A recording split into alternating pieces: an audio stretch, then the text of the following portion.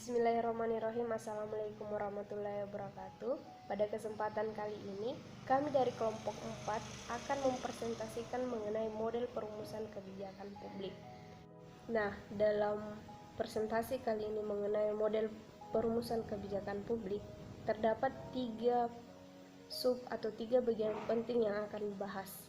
Yang pertama mengenai pengertian model perumusan kebijakan publik, yang kedua mengenai salah satu model perumusan kebijakan publik, dan yang ketiga yaitu kelemahan dan kelebihan dari model perumusan kebijakan publik. Nah, bagian pertama, pengertian model perumusan kebijakan.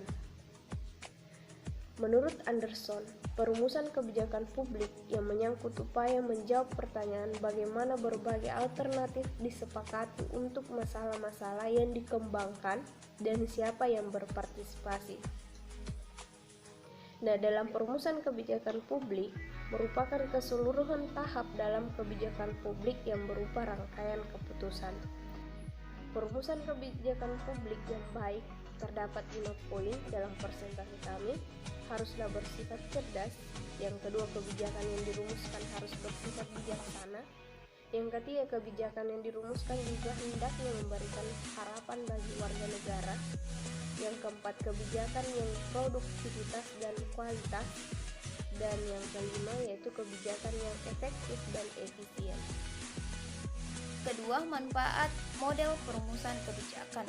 Yang pertama, untuk memahami perumusan kebijakan dan analisis kebijakan. Yang kedua, menyederhanakan proses perumusan kebijakan yang rumit dan sekaligus dapat mudah dimengerti.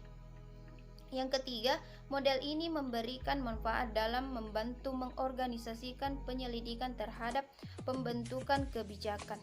Berbicara tentang model perumusan kebijakan publik, ada banyak model yang telah dikeluarkan oleh para ahli atau pakar, namun kami di sini akan membahas salah satu model, yaitu model sistem. Model ini merupakan model deskriptif karena lebih berusaha untuk menggambarkan senyatanya yang terjadi dalam pembentukan kebijakan. Model ini disusun hanya dari satu sudut pandang pembuat kebijakan.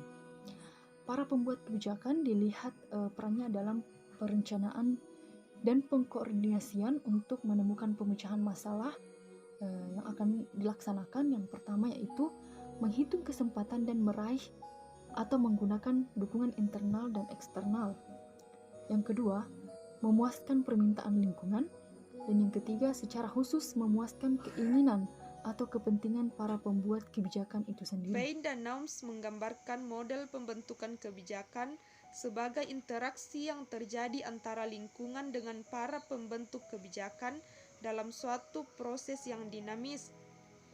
Proses ini mengasumsikan bahwa dalam pembentukan kebijakan terjadi interaksi yang terbuka dan dinamis antara para pembuat kebijakan dengan lingkungan. Interaksi yang terjadi dalam proses tersebut berupa masukan dan keluaran atau input dan output.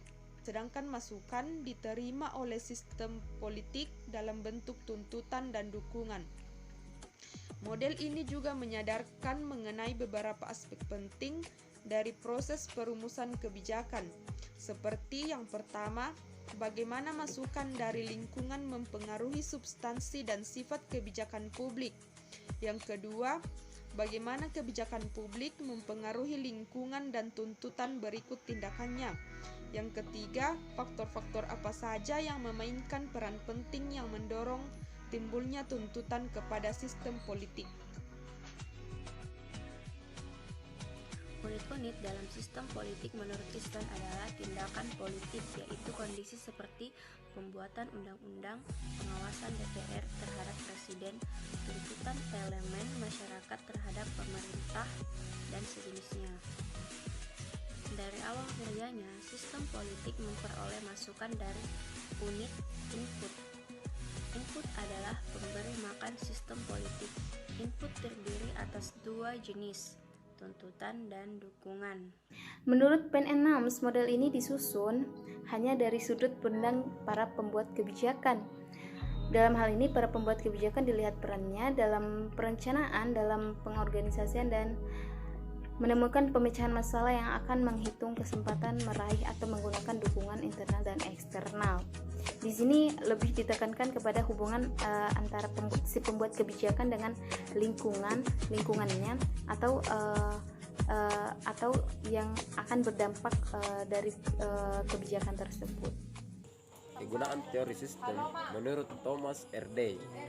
Kegunaan teori sistem bagi studi kebijakan publik bisa diringkas sebagai berikut. Yang pertama, dimensi-dimensi penting apa dari lingkungan yang menggerakkan tuntutan-tuntutan pada sistem politik. Kemudian yang kedua, karakteristik penting apa dari sistem politik yang memungkinkan untuk mengubah tuntutan menjadi kebijakan publik dan mempertahankan diri dalam satu kurun waktu. Kemudian yang ketiga, bagaimana input lingkungan mempengaruhi karakter sistem politik. Kemudian yang keempat, bagaimana karakteristik sistem politik mempengaruhi isi konten kebijakan publik. Kemudian yang kelima, bagaimana input lingkungan mempengaruhi isi kebijakan publik. Kemudian yang terakhir, bagaimana kebijakan publik mempengaruhi lingkungan dan karakter sistem politik melalui umpan balik. Kelebihan dan kelemahan dari model perumusan kebijakan itu kelebihan dari model perumusan kebijakan. Poin pertama adalah model ini mengasumsikan bahwa dalam pembuatan kebijakan terjadi interaksi yang terbuka dan dinamis antar pembuat kebijakan dengan lingkungannya. Interaksi yang terjadi dalam bentuk keluaran dan masukan, input atau output. Poin kedua yaitu konsep ini juga menunjukkan adanya saling hubungan antar elemen yang membangun sistem politik serta mempunyai kemampuan dalam menanggapi kekuatan dalam lingkungannya.